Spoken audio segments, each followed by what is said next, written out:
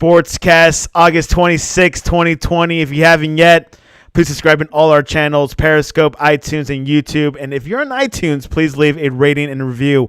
That is our podcast version. Yes, you can listen to us on iTunes, of course, Stitcher, TuneIn, and not Spotify yet. Spotify is a little bit complicated. Visit us on thesportscast.net for the latest and greatest when it comes to sports news. A lot going on in the world of sports, and that's why we have this episode. And this episode is brought to you by InstaBible app. You can download the InstaBible on the iOS App Store. A lot going on in sports. We got Messi in soccer that is thinking about going to Man City. Then you got basketball kind of canceling. And then I'm in here in baseball. So not just on the field drama, but off the field drama. And I can't say that anyone can talk like this or, all about this, but Nick Rossetti, all the way from Austin, Texas. Welcome back to the Sportscast. Santiago, thanks so much. Really excited to be back on with you and on the Sportscast again. To say it lightly, there's a lot to discuss from all the different sports aspects that are going on right now. So really excited to get into it. Let's start with the Champions League final. Of course, you watched it. I watched it. I actually watched it at a German restaurant, so it was perfect. Bayern Munich won. I was enjoying my schnitzel, eating my pretzel. How was your schnitzel? It was great, and it's funny because they added a cheese sauce. I'm not sure if it's an American thing or a German thing, but I had a good time with it. It was spicy. But what mattered the most was that Bayern Munich won 1-0. It wasn't a lot of goals, but there was a lot of excitement. Nick, what was your overall summary over that final? Yeah, so as we were, talking pre-show, I mentioned, thankfully, I'm not a betting man, or should I say not anymore, because my prediction of 3-2 could not have been any more wrong.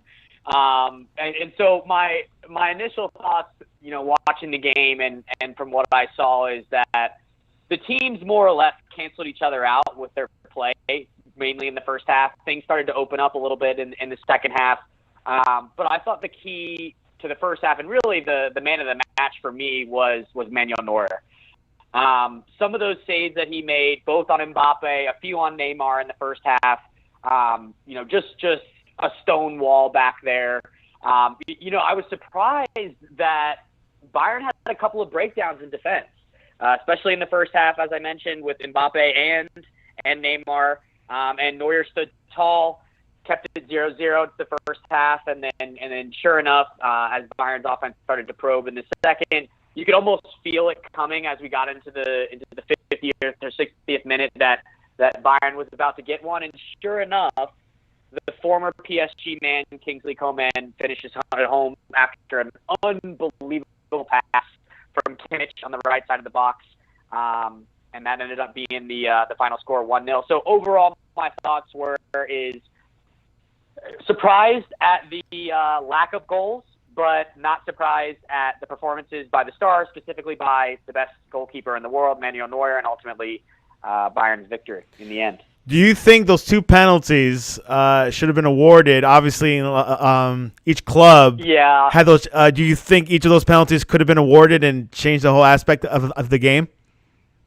I was wondering if penalties were just going to be brought up in this conversation. This is just my preference. I prefer let the guys play. I don't like any of the, well, to answer your question, I think they both could have been called in pretty much any scenario. But on that stage, especially that type of game, I respect the referee for keeping his whistle in his pocket. And I know it was getting chippy there at a moment, and there was some pushing and shoving, specifically with Serge Gnabry a couple of times, even when he took down Neymar as well. But overall, I thought it was well refereed, and was happy to see that the no penalty spots were given. Yes, and which I'm actually in full agreement with Nick. I think Manuel Neuer had a couple of one-on-ones with Mbappe, and he just blocked them. I mean, Neuer is the best goalkeeper in the world. Period. And what he showed, Mbappe, which we were talking about a little bit. What do you think about his performance? Do you think he did all he can? Yeah, to me, he looked sluggish. I don't want to say out of shape, but I understand that was a lot of pressure on him, particularly being a young player, a high caliber player of his talents, really bringing on into the world stage based on the last World Cup in 2018. But, as a French player playing for PSG, I know that's got to be a lot of pressure for him. But I felt like he was sluggish. He was hesitant at times. He had a couple opportunities that really should put away a player of his caliber and just didn't. I don't know if he was really in his own head with the pressure of being a homegrown player, playing for PSG, representing PSG in the Champions League final for the first time in quite some time. But overall, I just thought he was sluggish. I really did, not himself. How about the whole Neymar crying? Were you feeling some condolences for him? No. Are you a Neymar fan? It seems like there's haters and lovers there. Yeah, I would say I respect the player, but some of his antics, both on and off the pitch, I'm not a huge fan of. But overall, you could see that it meant a lot to him, which I respect. With a player that earns the type of wages that he does, you would hope it would. And I thought overall throughout the game he played well. Showed his form a couple of times, had a couple of good opportunities. But in the end, from my point of view, from the attacking perspective of PSG, I thought Neymar was really their most dangerous player. And that goes without saying, in that when you have one player that's on and no real support in the offensive end of the pitch, particularly with the defense that is structured and sound as Bayern, plus the world-class goalkeeper that Neuer is, it was going to be tough to get past them, and he just couldn't break through. How about Navas? I mean, Navas deserves some credit, but obviously, Koeman shot that goal. But what'd you think about Navas' performance? Yeah, the old guard, right? Navas has been around for quite a long time. I remember when he was playing for Real Madrid. He's only 32, I think. Oh, really? Wow. Well, yeah, but goalkeepers can last 20 years. Yeah, that's a good point. But that is more, and we'll get to that when we start talking about Messi and some of the things that's going on with him. But getting past your 30s, for me, at least from a soccer perspective, is maybe not out of your prime, but you're going in the wrong direction in terms of your age. Here's my philosophy when it comes. Navas thought well, overall. Here's my philosophy when it comes to age in soccer. I think between 27 and 32 is within your prime. That's just my philosophy. Okay. I would say. What age range for you? More. Yeah, I would say 25 to 30 is probably about 30, 31, somewhere in there. Okay, I can agree with that. And I base that off of the two players that are considered in our age to be the best of the best in Messi and Ronaldo. It's not hard to look up their stats and see that there has been somewhat of a drop-off there. Not much, but there has been somewhat of a drop-off these past couple of years in their overall performance compared to what they were doing, 3 or 4 years ago. Now, I've also have a theory that I think Ronaldo and Messi could play in Europe, highest level maybe, till the age of 39.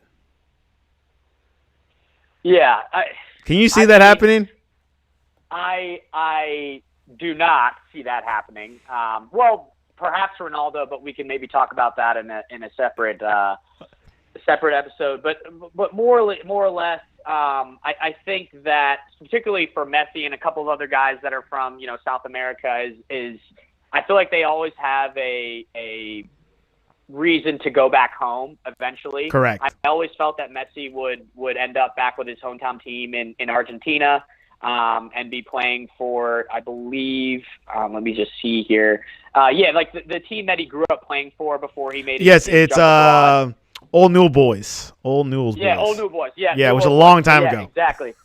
Yeah, but I always thought that he would kind of finish up his career there. A couple of guys, Carlos Tevez, I know, is back for playing Boca Juniors. Yeah, which he signed a contract extension. I think he's 38. He might play till 41. Yeah, exactly. So, But overall, in terms of their abilities, I have no doubt that they could. Do I think that they will?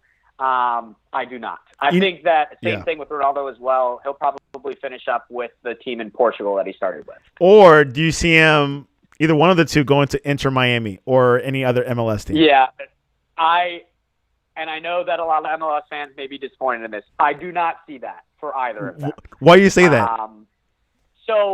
And this is, again, my own opinion. Everyone bases this on the option of some of these other stars that have come over to the MLS as their careers have ended. You know, the short list: David Beckham, Kaká, Pirlo, David Alaba, etc. Wayne Rooney. And Rooney, correct, and Rooney, which that didn't last very long. I think that they all came over for a couple of different reasons. I think money was a big motivation for a lot of that. I think particularly for David Beckham, the entertainment industry, being in LA, you know, there was only one team he was ever going to play for in the MLS. And won like 2 for MLS Cups, I think. Maybe. Right. Messi's perspective, he's a quiet guy, right? You don't really see him much out, speaking out in the media.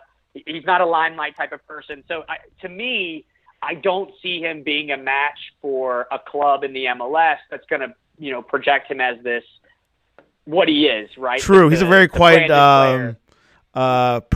Right. How about Ronaldo? I mean, why not Ronaldo? Ronaldo, to me, I feel his body is failing him. You think so? It's raw. Yeah, I really think that his body's failing him, and that extending his career beyond the next couple of seasons, I really don't see it. He's breaking down. Past the 2022 World Cup may be the last time that we see him internationally on an international level, and I believe his club career is going to be winding down as well. Just in my opinion, I think that Ronaldo will probably hang up the cleats before Messi, but I think that will be due to injuries or his overall body. I cannot argue with Ronaldo because I have not seen the Serie A. Not because it's on ESPN Plus, because it's just $5 a month, but I just haven't seen him. And the only time I see him is in the Champions League, but he hasn't done well with Juventus going deep. I'm not sure if it's him or it was the manager. Yeah, and you know what? Juventus, they had a finals appearance a couple of years ago, but overall they've run through a couple of different managers. Obviously, Gigi Buffon no longer with the club there. Their long-lasting goalkeeper that had been there for almost over a decade or more, and so I think they're kind of in a transition period as well. That was a very surprise transfer for me. In terms of Ronaldo going to Serie A in the first place.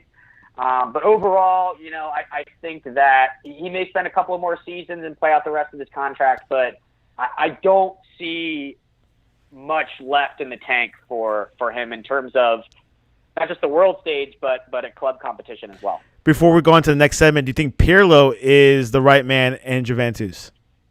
Yeah, you know what? I respect the hire, but overall, I'm not a huge fan of former players becoming managers immediately, or at least not too long since their careers ended. Although I will say this, Frank Lampard at Chelsea, I'm not going to say a fantastic job, very decent job so far. Obviously, Chelsea's made a couple of signings coming in here for this transfer window, and they may be making some noise next year. But, Wayne Rooney, that was kind of the concept for him going back to Derby County as being a player manager, and that's actually where Lampard was before he transitioned to Chelsea as well. So we'll see. But I've heard rumors about Steven Gerrard too wanting to become a manager at some point. But yeah, I heard that very strong. I'm not a huge proponent of former players, especially those that were very successful in their careers. And I think that goes with almost any sports league. I mean, look at Wayne Gretzky as a coach, not a great record. There's something that the greats in all of their respective sports, they see the game in a way that other players just can't see, and it's hard to portray that from a coaching perspective, in my humble opinion. I agree. It's funny you say that because I do think a player needs to have at least 1 year of coaching experience. Pirlo has none. I know that Lampard was a year at Derby County. The one coach that I really thought that would do well but didn't do well was Brad Friedel. And I know his first job was in New England, but he just didn't do well. And plus, he was going through coaching for the past couple of years. Well, maybe not. I don't remember, but I know he has some experience with coaching. Yeah, absolutely. And a couple of other national leading players, and I've heard rumors about, I believe Bocanegra's on the staff with Atlanta FC. Yeah, that's going to come. That's going to happen. Yeah, that's going to happen eventually as well. And a couple of other Landon Donovan is coaching for, I think, a second division team in San Diego. Yeah, or I thought he was maybe coaching an indoor team. Or it could have been like third. Yeah, it's really low. It's not that sexy, and he's probably not collecting a paycheck for it either. Probably. Yeah, but and I can see that too, right? Because once you retire, players always talk about how much they miss the game, and particularly from Landon's perspective, there was a couple of retirements. Out of retirement options. Because that last one with the Galaxy, because he retired twice or three times, went to was in Galaxy, retired in 2014. They came back like a year later, went back with the Galaxy, retired, and then he went back to play for Lyon or some team in Mexico. Lyon, yeah, and then he actually had a small career with the San Diego Sockers, which is in the indoor league. The Baltimore Blast, local team actually in that same league. So. Plus, he's a partial owner of Swansea City. Right. Yes, I did know that. Yeah. I think like 10% or 6%. Yeah.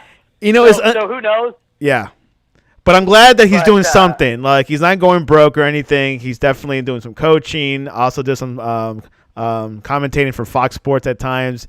And, of course, he's doing some coaching. But we'll see. Maybe he's not a good coach. He could have been at the MLS by now. I don't know what's going behind the scenes. But Landon does have a trophy called the MVP trophy after Landon Donovan MVP trophy for the MLS. So that's something he's definitely making strides. Anyways, to our next segment, we touched up a little bit about Messi and about his age, but the biggest news in the soccer world, or at least in Europe, that he told Barcelona no more. He's out, which he has that clause. It's totally legal. He's allowed to leave. And then rumors circulated. He told Barcelona yesterday that he was leaving. Then today, the rumors were growing stronger. Man City, it's getting stronger. Nick, you got the word on this. Yeah. So, I loved your intro there in terms of, and let's start with, is it legal? So, let's start with the clause in the contract. So his contract goes through next year. However, he does have a clause in his contract to where he could have opted out this summer. That clause was supposed to be either told yes or no on June 10th. That's how it's written in the contract. Now, what Messi's lawyers are going to argue is that contract was supposed to be notified as in the end of the season, and obviously with everything going on with coronavirus, the season didn't actually end until August, and so that he should still be able to exercise that part of the contract. Now, it's all going to be coming up against, he said, she said from a legal perspective. This is why I'm not so sure this is going to be easily. I don't know how well this is going to go down. So you don't think he's going to transfer out anytime soon? I do think that one is going to be a legal battle. I think this has been brewing for a while in terms of Messi and his discontent with the organization, the leadership team that's in place at Barcelona. And Barcelona has already come out and said multiple times this year that they're struggling financially. They owe a lot of high-paying players, a lot of players that are making a lot of money, and they're looking to shed salary because they just didn't make as much money, obviously, as any other professional sports team did this year. So really, from a financial perspective, Messi leaving could be a benefit to them. However, obviously, he's the iconic player. He's been there since he's 13. The fans would crucify them if that's actually what happened. They let him walk. So I don't think they're going to go down without a fight. So the whole idea that Messi's leaving on a free transfer, I do not see that at all. I do see that they're going to challenge that from the legal contract perspective to allow him to leave. Now, you did say he wants to leave. How much of that is a tactic of he's not happy with the squad as it currently stands, and how much is it is a tactic of he actually wants out? think of it That's as a good question. As negotiation, he's trying to bluff. Exactly. So he's been there since Good he's point. 13, right? Good point. He met his wife there. His family's from there. His kids have grown up there. It's where he'll live when he's done playing. He's threatened to leave before, and it was more or less a challenge to leadership to say, hey, I don't like where this team is going. And especially now, as I go to the cusp of my career, realistically, what do I have? 3-4 years left to win another Champions League. I may have one more World Cup. I get what he's saying. I get his premise of put some urgency into this team because I need to win now. I need to further establish my legacy. Look at Barcelona's roster, right? Look at all these guys over the age of 30, just to name a few. There's a lot. Arturo Vidal, yeah. PK, Jordi Alba, Ivan Rakitic, all these core There's pieces. 6 players that were at the 2015 final for like the Champions League. That's a lot of players. Exactly. All these guys over the age of 30. So Barcelona's overall core is age-wise is going in the wrong direction. And whether it's, some of the other rumors that have come out, the wanting to bring Neymar back and they didn't, and wanting to sign Suarez long-term, I think it's all come to a boiling point, and he finally realized that, hey, I need to create my own urgency here. But in my humble opinion, I don't see him going anywhere. I really don't. Good point, Nick. I think you're the only guy who's been saying this, who has said this all day. I have not heard anything about bluffing. You make a good point. I totally agree with you. This could happen.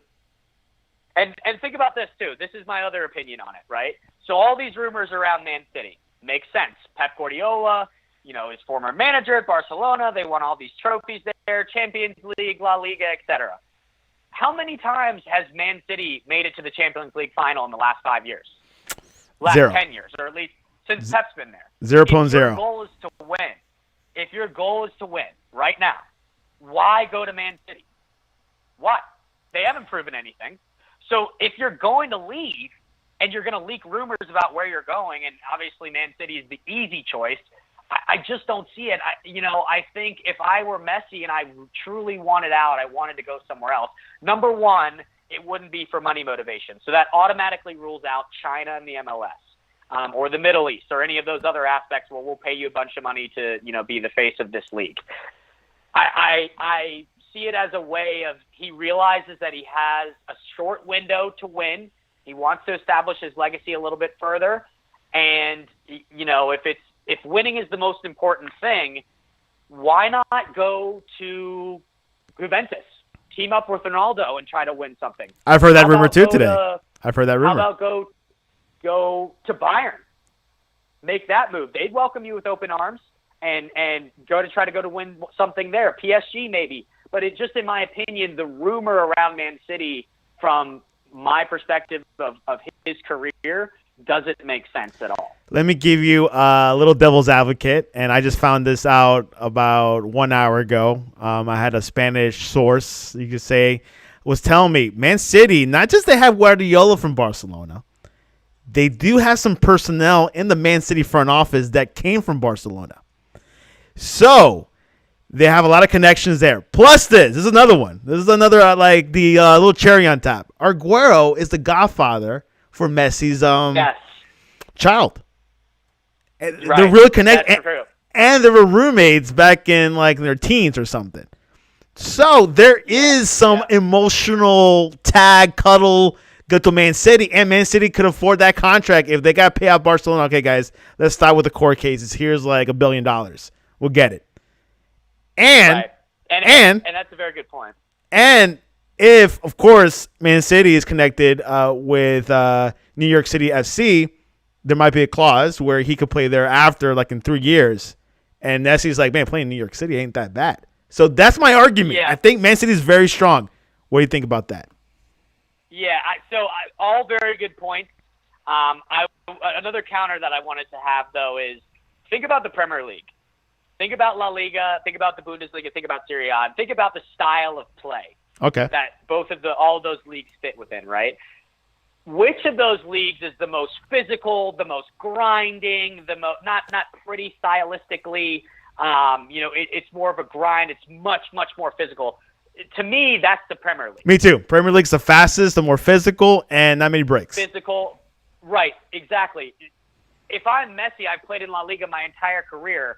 I'm now going to go put my 33-year-old body up against the most physical league in the world, possibly. And also keep in context. How am I going to hold up? Yeah, and besides the top three guys, La Liga is, I hate to say it, but it's pretty easy. I mean, all you need to worry about is Atletico, Real Madrid, maybe Valencia. They have a good game. But other than that, the Premier League, like the first 15 or 14 or 13, it's pretty high-level soccer. Exactly. And so then there's no guarantee that, because if you don't finish in the top four, you're not guaranteed Champions League placement. So, just in my opinion, I feel like this is a legacy establishment for him. And to me, and I understand the lineage with Pep and Sergio Aguero and the relationships with the front office guys from Barcelona that are with Man City, but and MLS. From a business decision, in my opinion, it just doesn't make sense. It doesn't make sense. Don't put his body through it. If he wants to win now, his best chance is to stay put, give management a kick in the rear end, and get them to make some big changes and bring in some quality players so that this can continue. One last thing. Something to talk about that further is they have a couple of guys coming back from loan, Coutinho being one of them, just coming off a Champions League win with Bayern Munich, going back to Barcelona. The big signee from Liverpool a few years ago. So, to me, I'm calling a bluff here. I really am. I like it. Keep going. No, you're right. I think you present some good commentary, good arguments, and I can see that happening. Now I'm 50-50 on that. Now I'm thinking maybe not Man City, not like 90% chance here. Now we're talking about 50% chance. Of rain. Now, if he does leave Barcelona, that will automatically be Griezmann's team, right? Yeah. When that transfer went through, that was one of the weirdest transfers I think I've ever seen. It really just didn't make sense, and you could see that through the whole season. It just wasn't a good fit, right?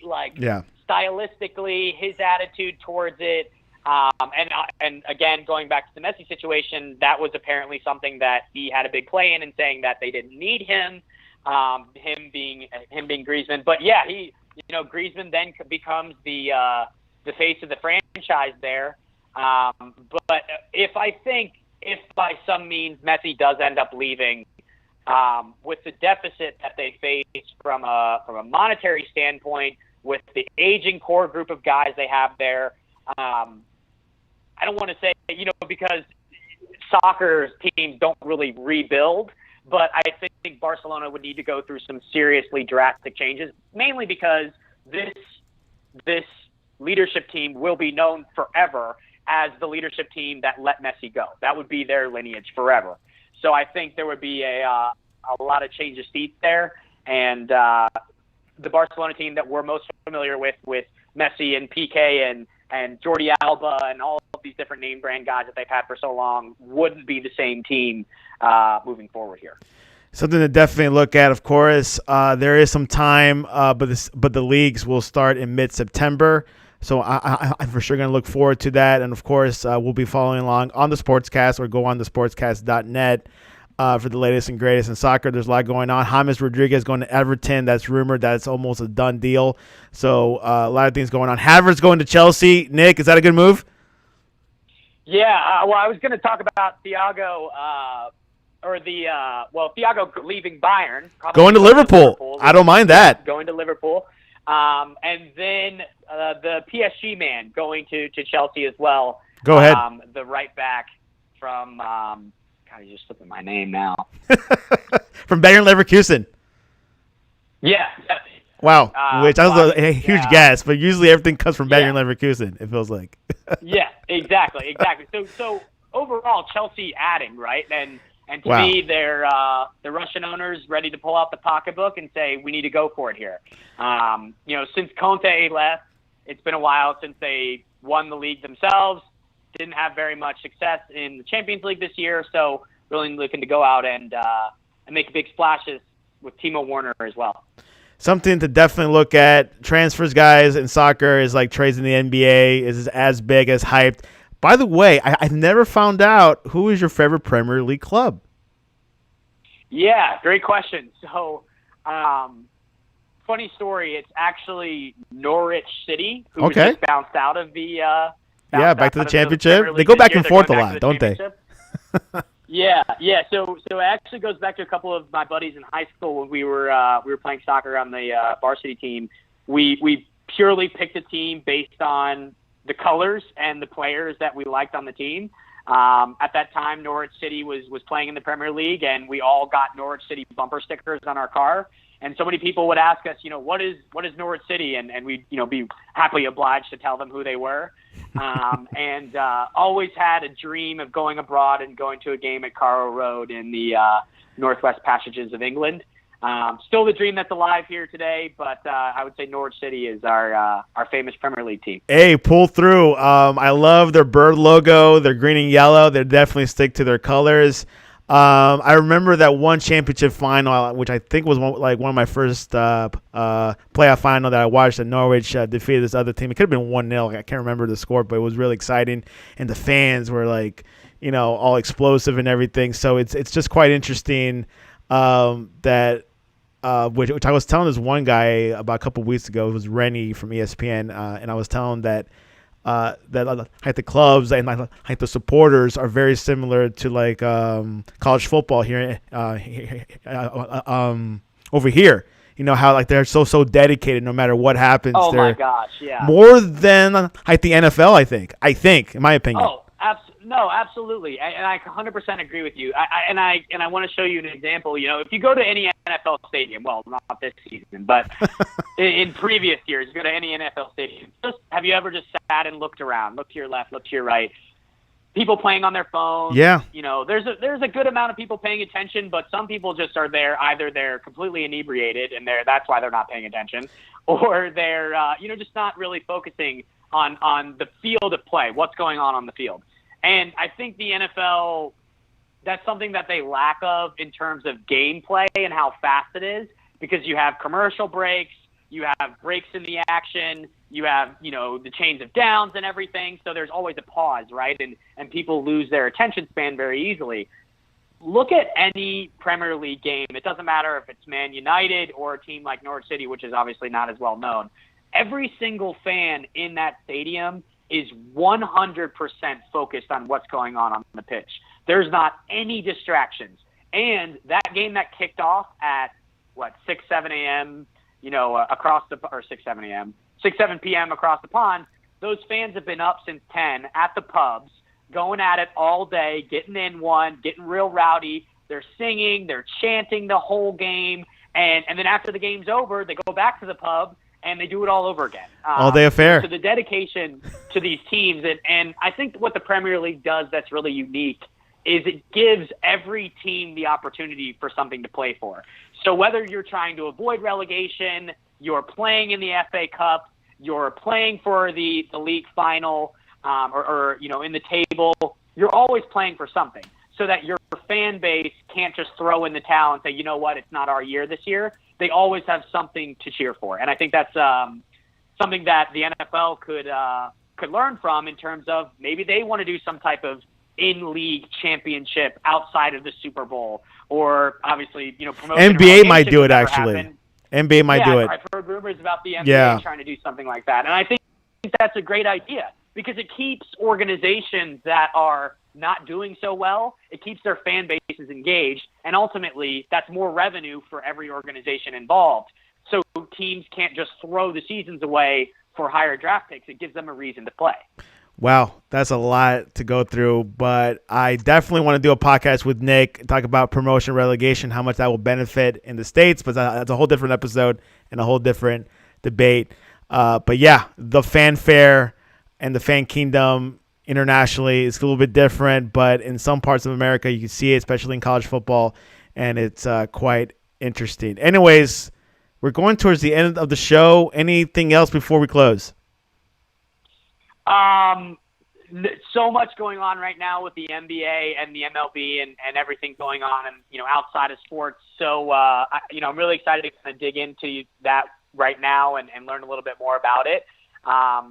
With that being said, everyone just be safe out there. And Santiago, thanks so much for having me on, and really excited to connect here soon. As things have progressed from the college football standpoint, I think things are looking pretty positive, and I'm really feeling confident about a season here coming up in the next few weeks. So Yeah. I'd love to connect with you and some of the other guys. Yes, on the we'll Sportscast definitely here. have you and Trying to do a Tyler preview show. come together. For SEC, I have not heard anything bad. ACC, the commissioner says he feels very comfortable with the medical group. So I think college football is definitely going to move forward, at least for the two leagues. I think Big 12, if I have to say one league that will probably bow out, will probably be Big 12, but they're just saying that, but we'll see what happens in the next couple of weeks. And, of course, you can follow us at thesportscast.net or on thesportscast.net. Here is a random question I just made up right now. During the pandemic, did you prefer using Uber Eats or carryout? So I am a Postmates guy. That is my I'm a Postmates That's guy. a good substitute over Uber Eats. Why? Okay. Yeah. Awesome. I honestly don't know. Like, I couldn't tell you why. I think Postmates was just like the first app that I kind of tried it with and had a really good experience. So that was my go-to through the pandemic for sure. I use mostly Uber Eats for some reason. I'm not sure. Like Uber Eats has like that Walmart comfortable. Like I know I could go there and get a good deal, or I know that my food will be delivered. And Postmates, I think I've used it once, or I use Grubhub. It really depends on where you're at. Some cities are bigger with Uber Eats, some with more Postmates. I guess with Austin, you probably have all of them. Here in Miami as well, but it feels like Uber Eats has been around longer. It feels like they'll give me a refund if something happens, but that's just my feel of it. Yeah. Like Austin, we have a bunch of local same type of tech companies in the food delivery space. We have one called Favor.